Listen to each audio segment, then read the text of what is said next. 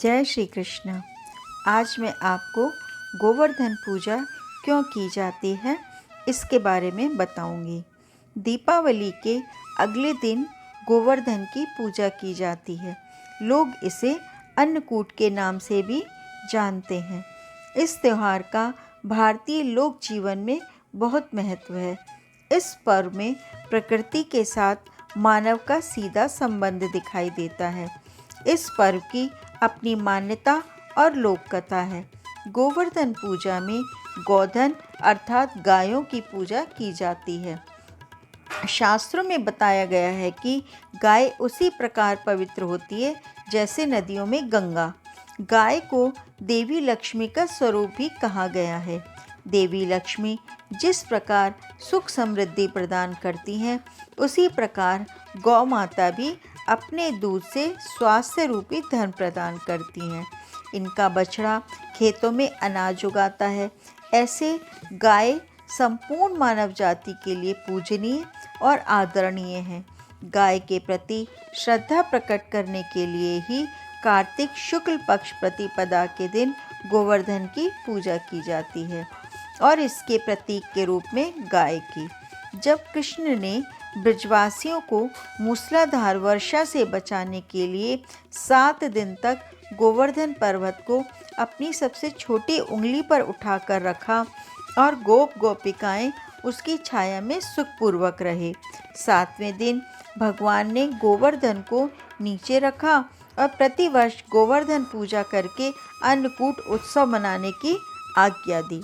तभी से ये उत्सव अन्नकूट के नाम से भी मनाया जाने लगा। गोवर्धन पूजा के संबंध में एक लोक गाथा प्रचलित है। कथा ये है कि देवराज इंद्र को अभिमान हो गया था। इंद्र का अभिमान चूर करने हेतु भगवान श्री कृष्ण, जो स्वयं लीलाधारी श्री हरि विष्णु के अवतार हैं, ने एक लीला रची।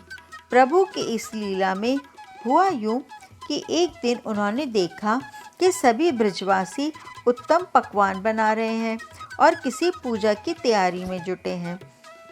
श्री कृष्ण ने बड़े भोलेपन से मैया यशोदा से प्रश्न किया, मैया, ये आप लोग किनकी पूजा की तैयारी कर रहे हैं? श्री कृष्ण की बातें सुनकर मैया बोली, लल्ला, हम देवराज इंद्र की पूजा के लिए अन्नकूट की तैयारी कर रहे हैं। मैया के ऐसे कहने पर श्री कृष्ण बोले, मैया, हम इंद्र की पूजा क्यों करते हैं? मैया ने कहा, वे वर्षा करते हैं जिससे अन्न की उपज होती है, उनसे हमारी गायों को चारा मिलता है। भगवान श्री कृष्ण बोले, हमें तो गोवर्धन की पूजा करनी चाहिए क्योंकि हमारी गाय वहीं चरती हैं। इस दृष्टि से गोवर्धन पर्वत ही पूजनीय है और इंद्र तो कभी दर्शन भी नहीं देते या पूजा न करने पर क्रोधित भी होते हैं। ऐसे अहंकारी की पूजा नहीं करनी चाहिए। लीलाधारी की लीला और माया से सभी ने इंद्र के स्थान पर गोवर्धन पर्वत की पूजा की। देवराज इंद्र ने इसे अपना अपमान समझा और मूसलाधार वर्षा आरंभ कर दी। प्रलय के समान वर्षा देखकर सभी ब्रजवासी भगवान कृष्ण को कोसने लगे कि इन सबका इनका कहने से हुआ है।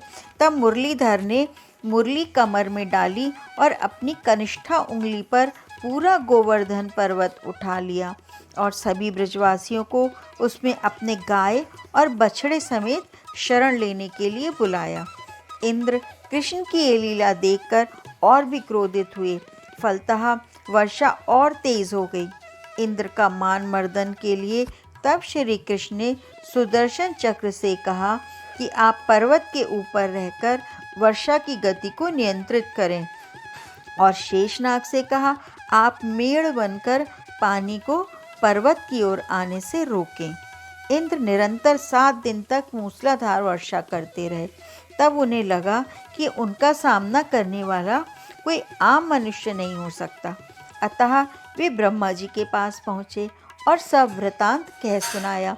ब्रह्मा जी ने इंद्र से कहा कि आप जिस कृष्ण की बात कर रहे हैं, वे भगवान विष्णु के साक्षात अंश हैं और पूर्ण पुरुषोत्तम नारायण हैं।